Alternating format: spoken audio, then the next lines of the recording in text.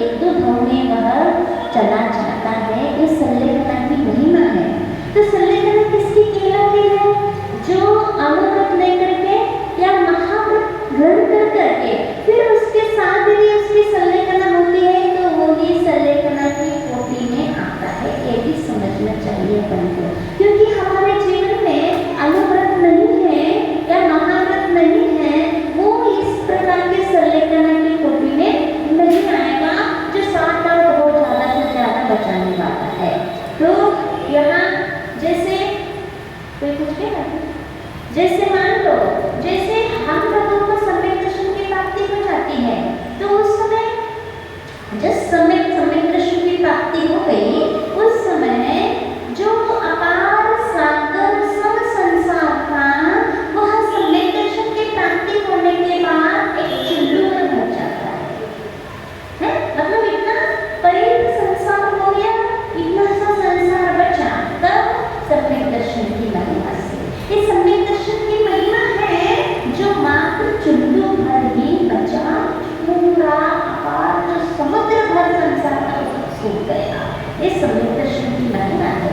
अब उसके बाद जब हम जीवन में अनुव्रतों को अंगीकार करके या महाव्रतों को अंगीकार करके संलेखना का रूप धारण कर लेते हैं, अपन जीवन में संलेखना कर लेते हैं, तो उस चुल्लू भर जल में से भी मात्र 7-8 बूंदें बच जाती है।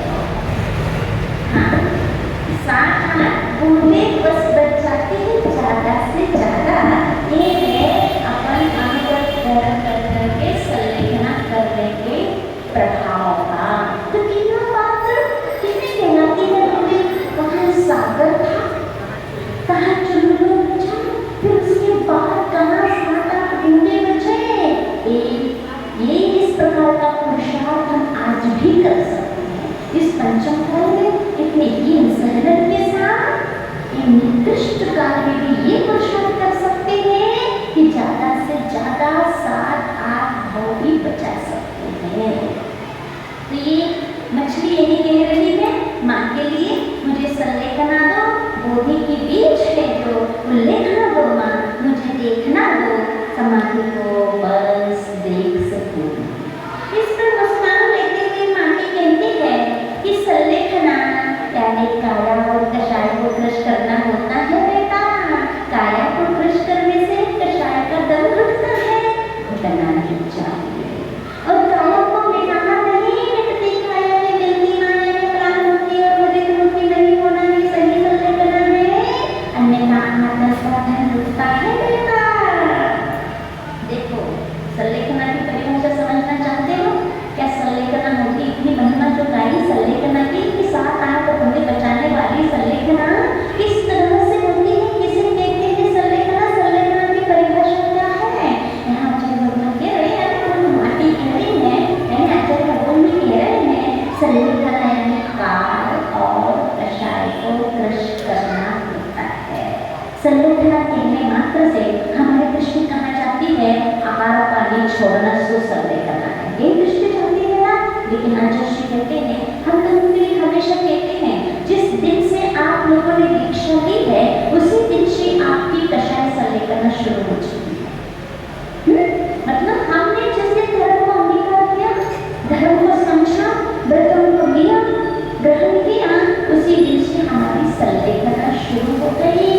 समझो संलेखना मात्र अंत समय में ही नहीं दिया जाता है। जो कषाय संलेखना होती है, हमारी कषाय संलेखना क्या कहलाती है? हमारी कषायों को क्रश करना, कषायों को कम करना। ये खाते पीते भी हो सकता है कि नहीं हो सकता है, चलते फिरते भी, जिंदा रहते हुए भी हर समय में कषाय संलेखना हो सकती कि नहीं हो सकती? अब आचार्य जी कहते हैं बिना कषाय संलेखना की काय संलेखना कुछ भी मायना नहीं रखेगा। इसलिए पहले कषाय संलेखना करो, कषाय को जीत लो, कषाय को श्रवण करो, कषाय को अपने वशीभूत करो। सामने किसी भी परिस्थिति में बस हमें कषाय उठने नहीं देना, कषाय को उधर होने नहीं देना। इस हर परिस्थिति में अपने आप में शांत रहना, ये क्या है? ये एक संलेखना है। ऐसी संलेखना की परिभाषा सुनिए आप लोगों ने, ये भी एक संलेखना है। फिर एक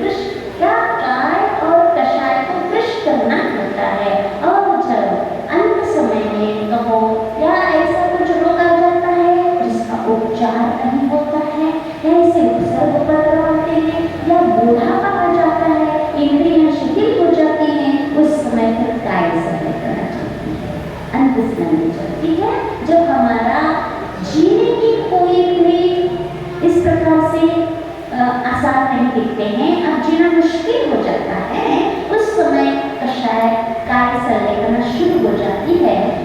संलेखना में किसी किसी की धारणा रहती है तो कहते हैं संलेखना माने आत्महत्या है ना, कहते हैं ना। बीच में संधारा का चल गया था, कोर्ट में केस में चला, जीतते रहते अपन। उनको कहना था एक संलेखना नहीं होना चाहिए, एक आत्महत्या है, ये नहीं होना चाहिए, लेकिन उनको ये समझ में नहीं आता ये आत्महत्या नहीं। आत्महत्या कब कहलाता है?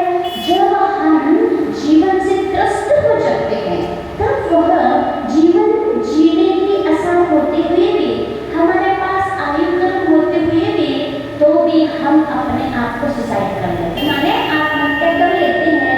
उस आत्महत्या में उद्देश्य क्या रहता है? हम जीवन जीना नहीं चाहते हैं, हम त्रस्त हो चुके हैं, क्योंकि हमारे अंदर हमारे पास संकटें आ रही हैं, कष्ट आ रहे हैं, उस कष्ट को हम झेल नहीं पा रहे हैं, इसलिए हम अपने आप को खुदकुशी कर लेते हैं कि आत्महत्या। लेकिन संलेखना क्या है? संलेखना तो इतना पवित्र धर्म है, इसमें आत्महत्या के साथ हम जोड़ नहीं सकते हैं, वो तो महापाप है, ये महापुण्य है, ऐसे कैसे हम उसके साथ जोड़ सकते हैं? संलेखना वो चीज है जहाँ हमारी जीने की कहीं भी संभावना नहीं है, हम जीने की मतलब चाह रहे हैं कि जीना, ऐसा नहीं कि जीना खत्म करना चाह रहे हैं जीवन को, लेकिन चाहते हुए भी हमारे पास वो आयु कम नहीं बची है। अब जितनी जिंदगी बची हुई है, उतनी जिंदगी को हम भगवान का नाम लेते हुए उसको निकालना है, इतना इसका अर्थ है, और कुछ नहीं है इसका अर्थ कि हम इसको हम अब अभी ऐसा भी होता है, ऐसे कई केस हो चुके हैं, कहीं डॉक्टर भी मना कर देता है कि अब आपको कुछ नहीं, और उसके बाद भी मोहवशात हम दवाई, इंजेक्शन इस प्रकार के डॉक्टर के पास जाके कराने लगते हैं, और ऐसे पेशेंट बहुत ज़्यादा नहीं दिखता और बहुत जल्दी उसके आयु खिलने लगते हैं। और वही यदि पेशेंट को हम दवा, जब डॉक्टर मना कर देता है, तब वह घर में ला करके बहुत आराम से, जैसे लौकी देना और पानी देना, गर्म जल देना, इस प्रकार से धीरे धीरे करते हैं, तो उससे भी इसकी ज़्यादा जल्दी बढ़ जाती है। क्यों? आचार्य का कहना रहता है कि यदि शरीर के अंदर ऐसे रोग हो जाते हैं जैसे कैंसर आदि हो जाते हैं, तो उसके जो बैक्टीरिया होते हैं, जीव होते हैं, उसके लिए आप जितना भोजन करोगे और उतना उसको भोजन मिलेगा, और वो आपकी और जो रोग है वो रोग पनपने के लिए उसको और आपको मिलता रहेगा। इसीलिए जैसे कहते हैं उसको कुछ मत दो, आप सिर्फ लौकी, पानी इस तरीके से अन्न नहीं देना, और फल इस तरीके दोगे तो जो बैक्टीरिया है वो उनको खाने कुछ नहीं मिलेगा, नहीं मिलेगा तो अपने आप मर जाएंगे, तो आप स्वस्थ भी हो सकते हो। ऐसे कई ऐसे घटना हुए हैं जो अभी माता जी की संलेखना हुई जबलपुर में, हाँ, पहले भी उनको इस प्रकार के रोग था, तो अच्छे से उनको मैंने कल्प करवाया, अकेले जल 1 महीने तक अकेले जल में रही, उसके बाद स्वस्थ हुई 2 साल। हाँ, एक क्या है मतलब एक नहीं, अच्छा आप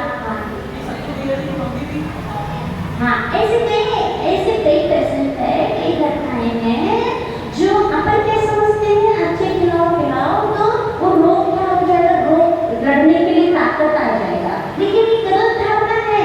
यदि अंदर के बैक्टीरिया को उसको मारने के लिए बाहर से इंजेक्शन देते हैं, दवाइयाँ देते हैं, लेकिन सबसे अच्छा तरीका है, आचार्य का कहना है, उसको अन्न मत दो। यदि अंदर बैक्टीरिया है तो अन्न नहीं दोगे तो अपने आप उनको जीव को खाने के लिए कुछ नहीं मिलेगा, तो अपने आप वो शांत हो जाएंगे और स्वस्थ हो सकते हैं। तो ये हम अपने शरीर को खाने नहीं दे रहे हैं, इसका अर्थ ये नहीं होता कि हम आत्महत्या के अंतर्गत आ जाएंगे। हमारे जीने के लिए कहीं भी कुछ रास्ता बचा ही नहीं है, डॉक्टर ने भी मना किया है, इसके लिए कोई दवाई नहीं है,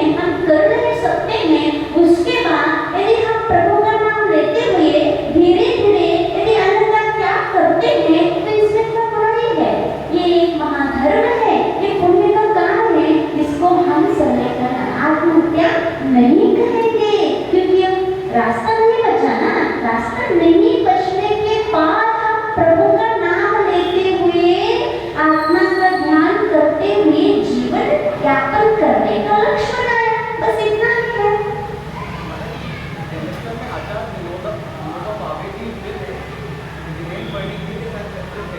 हाँ संलेखना दिए थे, संलेखना देखे थे तो उनको अच्छा लगा, तो उन्हें संलेखना दिए थे। और पहले बताए थे महावीर भगवान का निर्माण हुआ, उनका निर्माण होगा निरंतर होने के बाद भी। हाँ वो जिनेंद्र वही आचार्य विनोबा भावे, हाँ विनोबा भावे, उन्होंने किससे प्रभावित हुए थे पता है?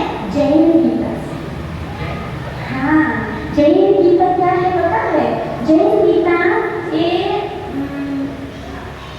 किसने, हमारे जो आचार्यों ने जितने ग्रंथ लिखे हैं उन पूरे ग्रंथों में से कुछ श्लोकों को इकट्ठा करके पूरा सार रूप में एक ग्रंथ तैयार किया था। समन सुत्तम है, और जो संस्कृत में जो संकलन किया, समय सार, प्रवचन सार, मूलाचार, जितने भी ग्रंथ है अपने में, आध्यात्मिक हो चाहे चरणान्य वाले हो चाहे प्रथमान्य वर्षों का सार निचोड़ करके एक ग्रंथ तैयार किया गया था, समन सुत्तम। फिर उस समन सुत्तम का आचार्य भगवान जब महावीर जी ने, भगवान महावीर स्वामी का कौन सा 25वां जन्म जयंती मनाया जा रहा था, तब आचार्य श्री के वहाँ और भी संत थे और आचार्य थे और अपने आचार्य श्री भी थे। उस समय आचार्य श्री का बहुत बड़ा संघ नहीं था, 2-3 मुनि होंगे राजस्थान के महावीर जी ने। तो आचार्य श्री का ज्ञान वगैरह उस समय सबको पहचान लिया कि आचार्य भगवान के पास, इनके पास ज्ञान बहुत है, क्योंकि आचार्य ज्ञान सागर जी के शिष्य हैं और आचार्य ज्ञान सागर जी ने इनको पूरा अपना ज्ञान को लेके गए हैं। हाँ तो ये ज्ञान जानने के बाद आचार्य ने इनसे निवेदन किया, इनसे कहा एक काम सौंपा, मतलब ये जो समन सुत्तम जो है इसको आपको हिंदी में अनुवाद करना है। तो उसको आचार्य ने तब से हिंदी में अनुवाद करना शुरू किया और कुंडलपुर में आके उसका पूर्ण हुआ। उसका नाम रखा गया जैन गीता, क्योंकि इसलिए कर्म क्या था कि लोगों का कहना था कि हिंदू में भगवत गीता है और उन्हें कुरान है, बाइबल है, आपके पास ऐसा कौन सा ग्रंथ है जो हम पूरा जैन धर्म का सार हमें समझ में आ जाए एक ग्रंथ पढ़ने से? ऐसा एक ग्रंथ होना चाहिए। तब उन्होंने सब संकलन करके एक ऐसा ग्रंथ तैयार किया था और उसका अनुवाद आचार्य भगवान ने किया, उसका नाम जैन गीता रखा। वह जैन गीता विनोबा भावे ने पढ़ा था, विनोबा भावे, तो उनको ये प्रभाव है पूरा जैन धर्म उनको समझ में आया। तब उन्होंने, जब उनको ऐसा असाध्य रोग हो गया विनोबा भावे जी को, तब वहाँ उस समय की प्रधानमंत्री थी इंदिरा गांधी। जब उन्होंने संलेखना लिया तो उन्होंने संलेखना लिया का निर्णय ले लिया कि संलेखना पूर्वक ही हम मरण करेंगे, अब हमारे जीने की कोई रास्ता अब समाप्त हो गए, हम जी नहीं सकते हैं, सब तरह से हमारे रास्ता बंद हो चुके हैं, इसलिए अब हम प्रभु का नाम लेते हुए अन्नपान धीरे धीरे छोड़ करके हम अपने जीवन को यापन करेंगे और संलेखना करेंगे। जब उन्होंने निर्णय लिया तब वो प्रधानमंत्री जी वहां गई इंदिरा गांधी, तब उन्होंने ये कहा कि आप हमारे भारत के लिए अभी बहुत काम लेना है आपसे, आप बहुत काम आएंगे, प्रजा का हित करना है, प्रजा के लिए बहुत कल्याण करना है, उद्धार करना है, हम नहीं चाहते कि आप अभी से इस तरह से आप मरण को स्वीकार करें। उन्होंने क्या करा दिया था विनोबा भावे ने? दवा और धुआं के बीच में, मेरे बीच में और भगवान के बीच में, मेरे बीच में और भगवान के बीच में कोई दवा और दबाव काम नहीं चलेगा, ये कहा था। मैं दबाव का नहीं, वो प्रधानमंत्री जी आई थी, दबाव हो गया, धुआं, उन्होंने कहा था दवा ले लो, मेरे और भगवान के बीच में कोई दवा और दबाव कोई काम नहीं करेगा, ऐसा है कि उन्होंने बहुत अच्छी तरह से संलेखना की। कौन थे वो विनोबा भावे? जैन थे क्या? जैन थे। ये जिनको समझ में आ जाती है उन्होंने तब संलेखना को ग्रहण करके अपना उद्धार कर लिया। फिर उन्होंने क्षेत्र को बांध लिया था, क्योंकि वो समझते थे क्षेत्र सीमा भी कोई व्रत हुआ करता है। वित्तकेश्वर उसने समझ लिया था और उन्हें चेतक में बांध दिया कि हम यहाँ छोड़ करके बाहर नहीं जाएंगे। इस प्रकार से उन्होंने संलेखना ग्रहण कर ली। तो यहाँ मछली भी कह रही बहुत महत्व है, इसका संलेखना का बहुत महत्व हम क्या कह रहे हैं। 32 बार मुनि बनो तो 32वें बार में मोक्ष जा सकता है, लेकिन संलेखना धारण करने के बाद 7 भाव ही बचेंगे। माने मुनि से भी श्रेष्ठ संलेखना करते हैं। आगम में आया तो 32 बार भाव मुनि बना और 7 भाव संलेखना कराया है। लेकिन अंत समय में एक भावना सबको जरूर करना चाहिए। कौन सी भावना? महाव्रत या अनुव्रत धारण करके भी संलेखना पूर्वक हम सबका मरण हो, ये भावना रोज होना चाहिए। ये भावना कभी तो भावना ऐसी होती है, होती कि नहीं होती? भावना भागते रहोगे लेकिन ऐसे नहीं हाँ ऐसा तो करो करते हो। अंतरंग से भगवान जी के पास बहुत अंतरंग से भगवान सिर्फ एक ही इच्छा है हमारी कि हमारा व्रतों के अंगीकार के साथ संलेखना के साथ मरण हो जाए, बस और कुछ नहीं चाहिए। तो यहाँ ये भी कह रही है कि संलेखन यानी काय और कषाय को क्रश करना होता है बेटा। काया को क्रश करने से कषाय का दम होता है, घुटना ही चाहिए।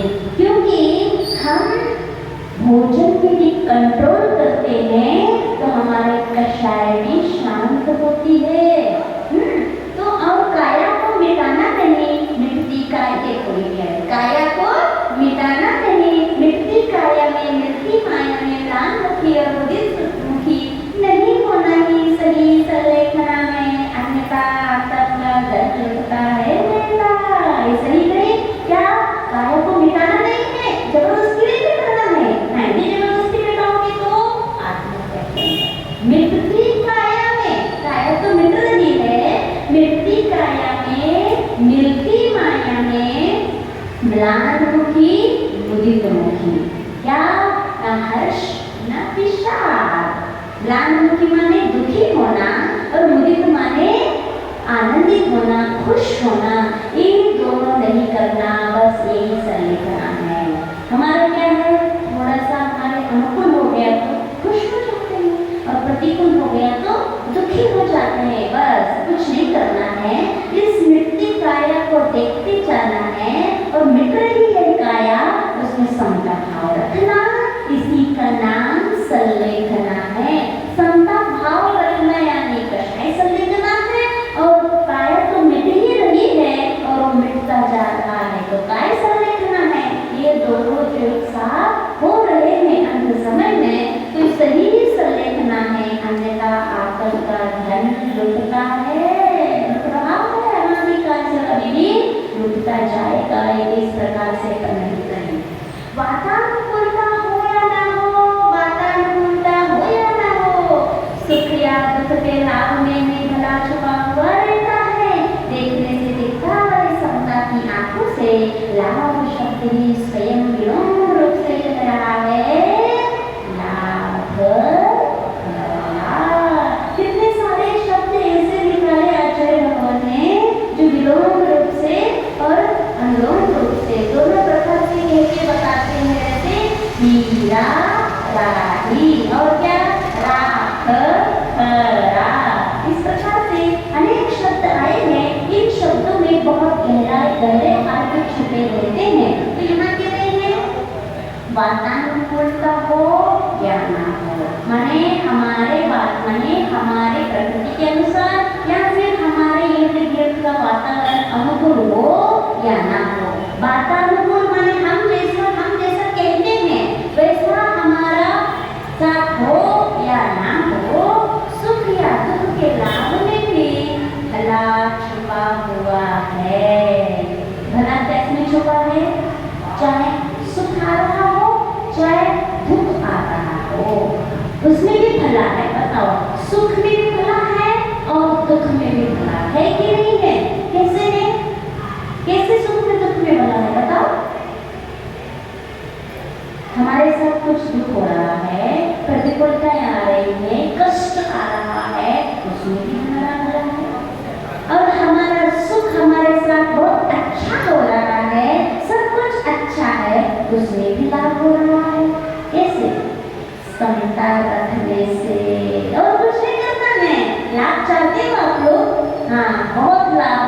हैं। अपन को लाभ चाहिए हो तो कुछ नहीं करना है।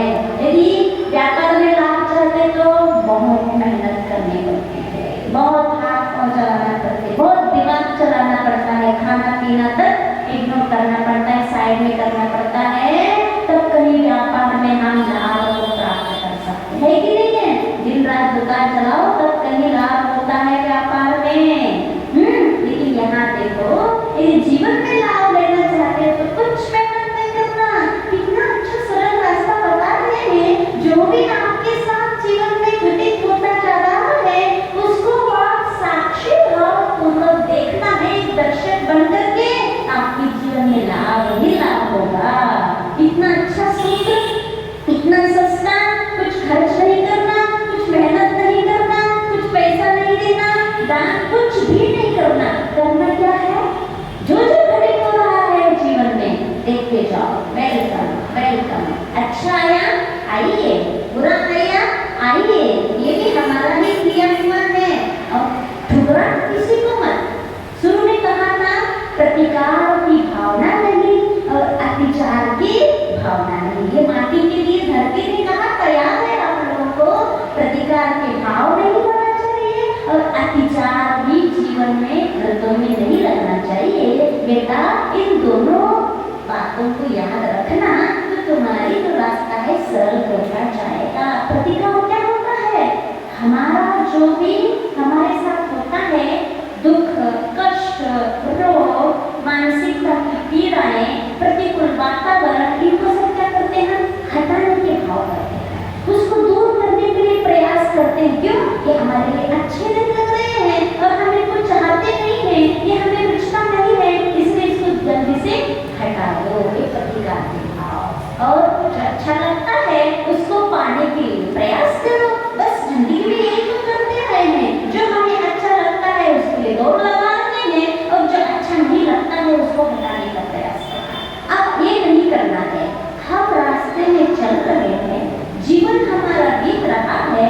अब चाहे कांटे के पैर पर जाए या हमारे पैर के नीचे फूल आ जाए, मखमल आ जाए, कांटे आ जाए, कंकड़ आ जाए, उन दोनों में समता भाव रख करके एक से कदम बढ़ाते जाना है तो आपके जीवन में लाभ ही लाभ है। और जहाँ लाभ है वहाँ भला है। यदि लाभ हो गया तो भला हो जाता है, वही विलोम रूप से कह रहा है। अब याद रखना, हमारे जीवन के लाभ के लिए और हम अपने आत्मा की भलाई के लिए क्या करना है? क्या करना? समझा रखना। हाँ, छोटी छोटी बातों में चिड़चिड़ाना नहीं, किसी को चिल्लाना नहीं, किसी की बुराई करना नहीं, और कोई अच्छा कहता है तो ज्यादा खुश भी नहीं होना, धन्यवाद बस देना। तो ये क्या है? ये करने से हमें बहुत लाभ। अंत में यही कहना है बेटा कि अपने जीवन काल में छली मछलियों से छली नहीं बनना, विषयों की लहरों में भूल करके मछली बनना। और सुनो बेटा, मासूम मछली रहना यही समाधि की जनी है और माटी संकेत करती है सिद्धि को। क्या और शिक्षा दे रहे हैं कि मछली को माटी कह रही है अब तुम्हें वापस जाना है तुम्हारे ही घर, तुम्हारे जन्म स्थान में। कहाँ है उसका जन्म स्थान? पानी में है ना। तो उस पानी में भी उसको जाना है वापस, लेकिन एक संदेश लेके जाना, एक सूत्र लेके जाना। कौन सा सूत्र? अब अपने वापस जाओगे कुआं में, लेकिन वहाँ बहुत सारी मछलियाँ रहेगी और वो वह छलमय जीवन है, छल कपट वाला जीवन है। वहाँ कलयुग है, सतयुग नहीं है। वहाँ वापस जाओगी छली मछलियों से छली मत जाना। माने वहाँ का वातावरण जो है उसकी हवा आप तुम्हें नहीं लगना चाहिए। क्यों? आप तुम्हारे लिए इतने अच्छे सूत्र मिले और तुम अपने कल्याण करना चाहते हो तो ये वातावरण से बचे रहना। इनकी बातों में आओगे, जैसा है वैसे ही बहोगे तो तुम्हारा कुछ नहीं होने वाला है। इसलिए छली मछलियों से छली नहीं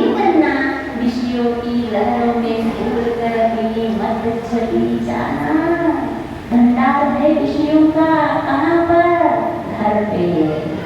अच्छे खाने पीने के लिए है, अच्छे पहनने ओढ़ने के लिए है, बैठने के लिए मखमली गद्दे हैं, सोफा सेट, सब कुछ देखने के लिए टीवी मोबाइल है, सुनने के लिए संगीत में और भी आवाज सुनने के लिए हमारे पास बहुत साधन है, सुनने के लिए भी अच्छे अच्छे सुगंधित पदार्थ रखे हुए क्या नहीं है घर में। लेकिन इन सब में फंस मत जाना। आचार्य भगवान हमारे लिए कह रहे हैं तो मछली का बहाना है। आप गुरु की उपदेश सुनने आए हो और गुरु की वाणी सुन रहे हो, सुन के जाना। आचार्य से कह रहे हैं आप मुख माटी सुन रहे हो, लेकिन एक संदेश लेके जाना, घर पे जाकर के कैसे रहना और वातावरण से प्रभावित मत होना, अपने आप को बचाए रखना। जैसे एक मान लो लेमिनेशन होता है ना, लेमिनेशन होने के बाद उस कागज पर यदि पानी भी पड़ जाता है, कोई भी चीज से लेमिनेशन हो जाता है, पत्थर में लेमिनेशन हो जाता है, लेमिनेशन के बाद उसकी उम्र बढ़ जाती है, वो बाहरी वातावरण से प्रभावित नहीं होता है।